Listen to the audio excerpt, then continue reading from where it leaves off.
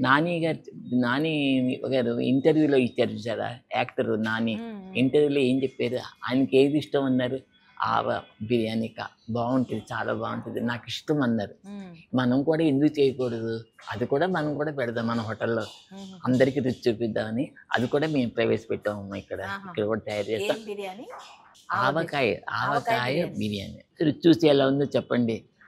అది కూడా అందరూ కూడా చాలా ఇష్టపడుతున్నారు. వచ్చిన వాళ్ళందరూ కూడా అదే అడుగుతున్నారు. అవునా? ఆ! ఆవకాయ ఆవకాయ బిర్యానీ. బిర్యానీ ఓకే. కావాలని ఓకే. అడుగుతున్నారు. ఆహాహాహా! అప్పటినుంచి నాని ఇష్టమైంది అన్నారు. అప్పటినుంచి కూడా మనం కూడా ఎందుకు చేయకూడదు? మనం కూడా దాంతో పాటు మేము నల్ల కారం కూడా కలిపి అది కూడా పెడుతున్నాం. ఆహా! నల్ల కారం కూడా ఏస్తున్నాం దాంట్లో. రుచి అదిరిపోతది. మీరు అవునా? చూడండి. ఆ! చూద్దాం. అసలెక్కడ మమ్మీ ప్రాపర్ ఎక్కడ? ఎట్లా హైదరాబాదేనా? హైదరాబాద్ మేము ఇక్కడ వచ్చి 58లో వచ్చామమ్మా నా ఆహా! మ్యారేజ్‌కి. మ్యారేజ్ నుంచి ఇక్కడే ఉంటున్నాం. ఓకే. ఇక్కడ వాతావరణం అంతా మాకు ఇదేం పుట్టినిల్లులాగే ఉంటుంది మా ఆ! హైదరాబాద్. నేను పుట్టి పెరిగిందంతా వెస్ట్ గోదావరి, ఆ! నరసాపురం.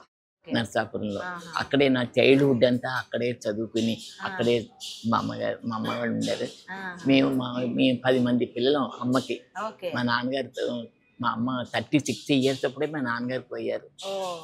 ఆయన కూడా అమ్మ అప్పటి నుంచి కూడా ఇంత కష్టపడి మమ్మల్ని పెంచి పెద్ద చేసి సంగీతం నేర్పించింది. అందరికీ చదువు నేర్పించింది. ఓకే. అందరిని కూడా మ్యారేజ్ చేసి అందరిని కూడా ఒక ఇంటోళ్ళని చేసి అందరం కూడా బాగున్నాం అమ్మ. హ్మ్. మా అక్క చెల్లెలందరం కూడా బాగున్నాం. హ్మ్.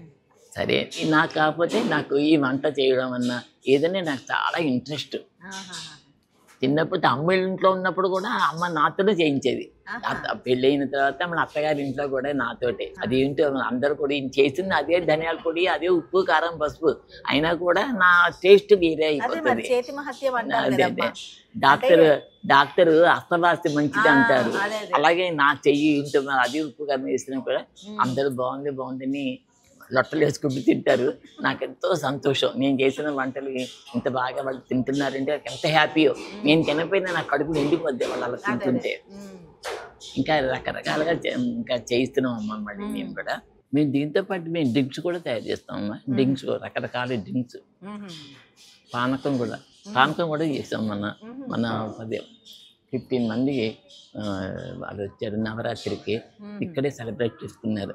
వాళ్ళకి పానకం పెడితే ఎంత సంతోషపడ్డారో వాళ్ళు. అబ్బా! అవును. మేము తిని ఎన్నాళ్ళో అయింది. ఎప్పుడో శ్రీరామనవమికి తింటాం, అవును. తాగుతాం. అవును. కానీ ఇప్పుడు మీరు ఇచ్చారంటే చాలా బావుందని ఎంతో మమ్మల్ని మెచ్చుకొని హ్మ్. బాగా చేశారమ్మా. హ్మ్.